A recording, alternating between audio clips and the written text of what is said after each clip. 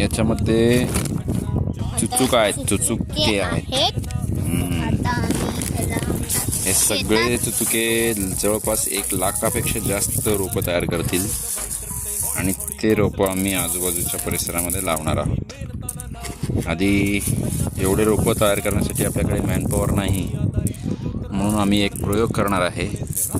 तर हे सगळे चुचुके टोकन यंत्राच्या सहाय्याने आजूबाजूच्या परिसरात जे फॉरेस्टची जमीन आहे त्या फॉरेस्टच्या जमिनीमध्ये आम्ही टोकन यंत्राच्या सहाय्याने टोकन यंत्रामध्ये टाकून ते सगळीकडे पाऊस पडण्याच्या आधी, पाऊस पडण्याच्या नंतर तिकडे आम्ही त्याची लागवड करणार आहे. बघूयात 1 वर्षानंतर कसे रिझल्ट्स देतील हे चुचुके. जवळपास 50 किलो आहेत, लाखापेक्षा जास्त रोपं तयार होतील. प्रयत्न आहे, रिझल्ट आपल्याला पुढच्या वर्षीच कळेल.